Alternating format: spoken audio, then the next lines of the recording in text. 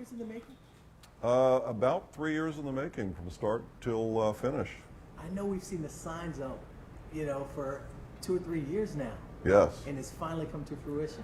Well, I think it's probably the most anticipated opening in the history of Nashville restaurants. Maybe it's because the billboards have been up for 2 years.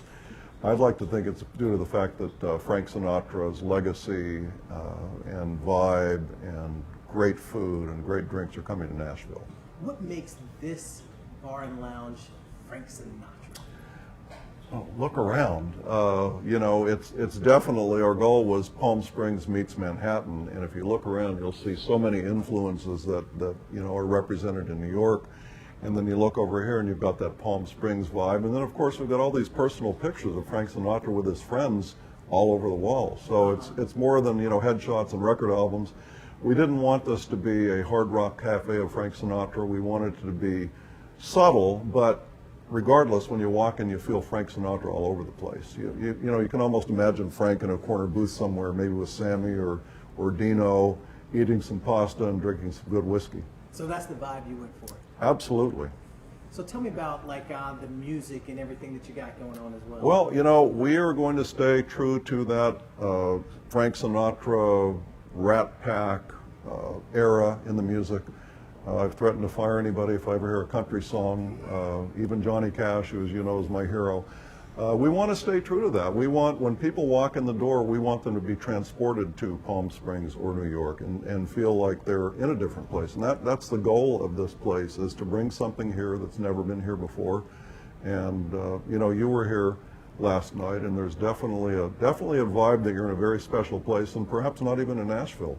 Tell me about the Sinatra family. What type of role did they play in this? Sinatra family have been amazing partners. Tina and Nancy and Frank Sinatra Enterprises.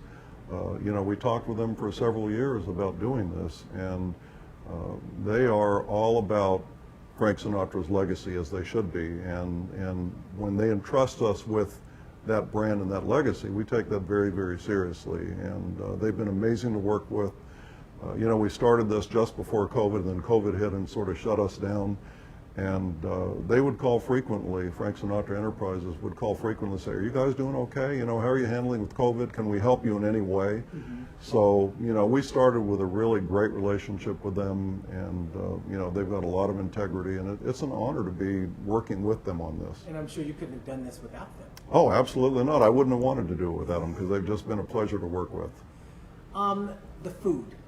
Tell me about the menu. The food, the menu. I mean, we did 18 tastings of proposed entrees and appetizers and, everything, cocktails, and literally probably tasted 200 different dishes. Wow.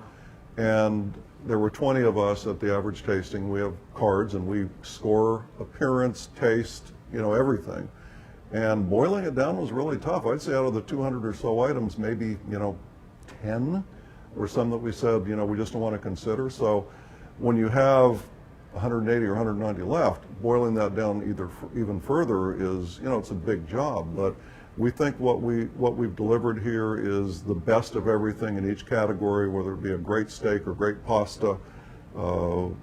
Lorenzo's take on traditional Italian meals. For instance, the veal piccata typically comes pounded with caper sauce and lemon butter sauce.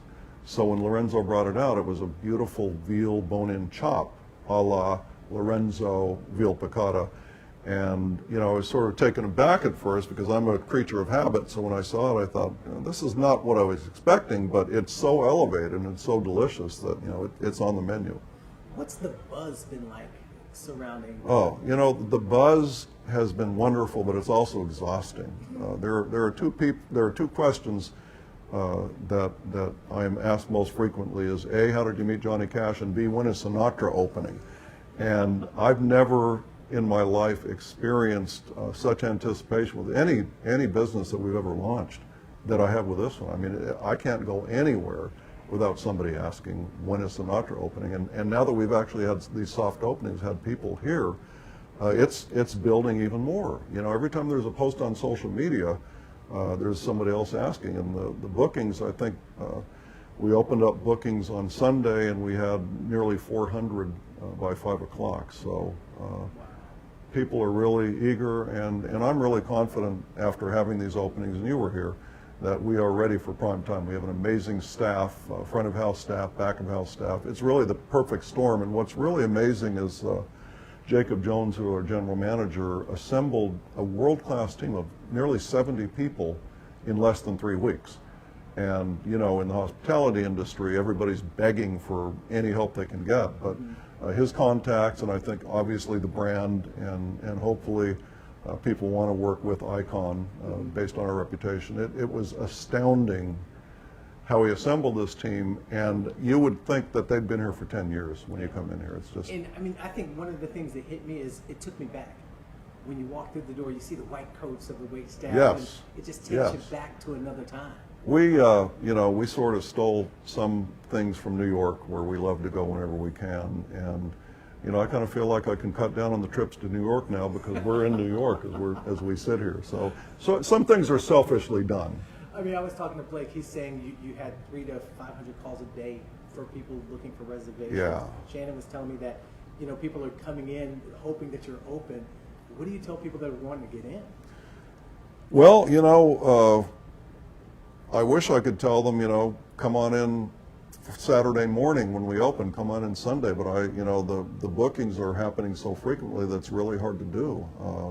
We want everybody to come and experience it, so if we got any room at the bar, you know, come on in. You might not be able to, you know, sit at a table tonight, but come on in and experience it. So anybody that would like to come in, even if they just want to walk through a tour, if reservations aren't available, we want them to see what's been accomplished here. All right. Anything you want to add? I think we're good. Perfect. That was easy. Yeah. It's always easy with you. Make it easy. We get a two-shot, yeah.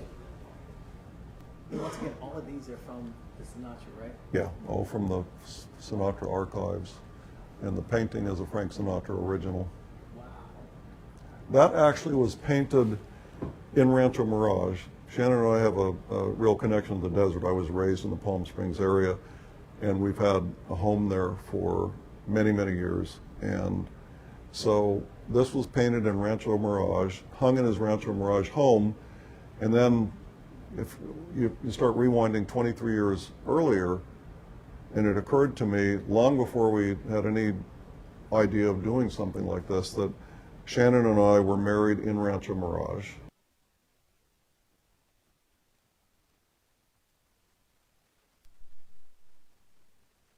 Shelf consumer brand that they have in the Jack Daniels line, but on Frank Sinatra's 100th birthday, they launched Sinatra Century, which there were only 1,000 barrels made, which sounds like a lot, but in the whiskey world, it's nothing.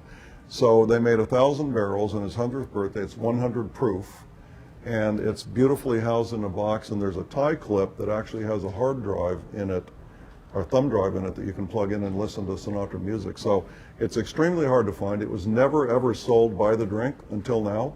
So in the entire history of the Sinatra Century bottle, until we opened, until we're opening, it's never been offered by the drink. So this is the first time in history.